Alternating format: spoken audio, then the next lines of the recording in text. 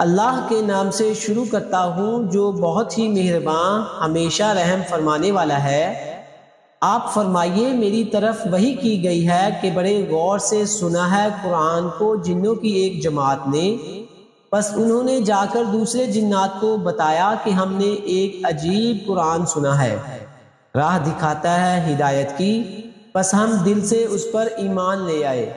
اور ہم ہرگز شریک نہیں بنائیں گے کسی کو اپنے رب کا، اور بے شک اعلیٰ و عرفہ ہے ہمارے رب کی شان، نہ اس نے کسی کو اپنی بیوی بنایا ہے اور نہ بیٹا، اور یہ راز بھی کھل گیا ہے کہ ہمارے احمق اللہ کے بارے میں ناروا باتیں کہتے رہے۔ ہم تو یہ خیال کیے تھے کہ انسان اور جن اللہ کے بارے میں کبھی جھوٹ نہیں بول سکتے، اور یہ کہ انسانوں میں سے چند مرد پناہ لینے لگے جنات میں سے چند مردوں کی، بس انہوں نے بڑھا دیا جنوں کے غرور کو،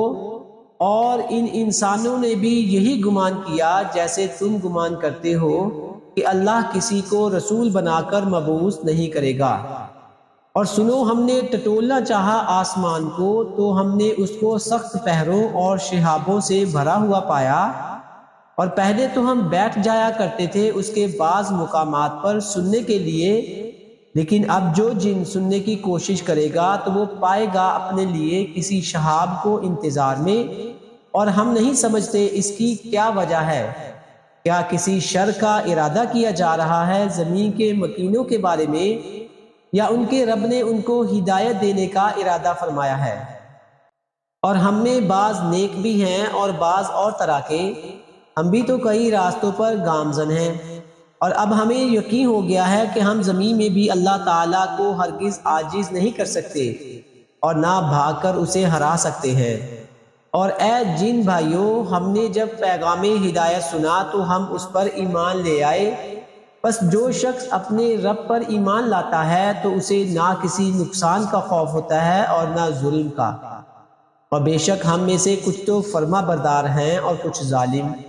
تو جنہوں نے اسلام قبول کیا تو انہوں نے حق کی راہ تلاش کر لی، اور جو حق سے منحرف ہوتے ہیں تو وہ جہنم کا ایندھن ہے۔ اگر وہ ثابت قدم رہیں راہ حق پر تو ہم انہیں سیراب کریں گے کثیر پانی سے، تاکہ ہم ان کی آزمائش کریں اس فراوانی سے، اور جو منہ موڑے گا اپنے رب کے ذکر سے تو وہ داخل کرے گا اسے سخت عذاب میں۔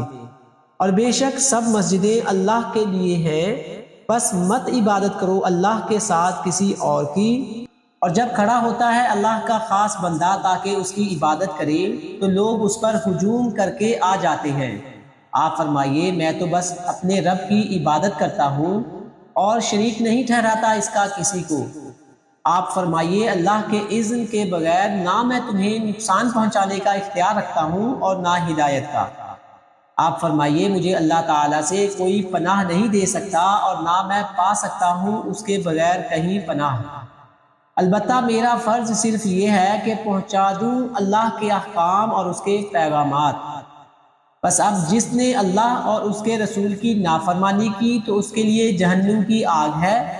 جس میں یہ نافرمان ہمیشہ رہیں گے تا ابد، یہاں تک کہ جب وہ دیکھ لیں گے وہ عذاب جس کا ان سے وعدہ کیا گیا ہے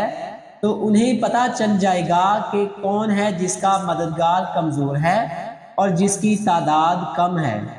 آپ فرمائیے میں اپنی سوچ بچار سے نہیں جانتا کہ وہ دن قریب ہے جس کا تم سے وعدہ کیا گیا ہے یا مقرر کر دی ہے اس کے لیے میرے رب نے لمبی مدت۔ اللہ تعالیٰ غیب کو جاننے والا، پس وہ آگاہ نہیں کرتا اپنے غیب پر کسی کو بجز اس رسول کے جس کو اس نے پسند فرما لیا ہو غیب کی تعلیم کے لیے، تو مقرر کر دیتا ہے اس رسول کے آگے اور اس کے پیچھے محافظ، تاکہ وہ دیکھ لے کہ انہوں نے اپنے رب کے پیغامات پہنچا دیے ہیں۔ در حقیقت پہلے ہی اللہ ان کے حالات کا احاطہ کیے ہوئے ہے اور ہر چیز کا اس نے شمار کر رکھا ہے۔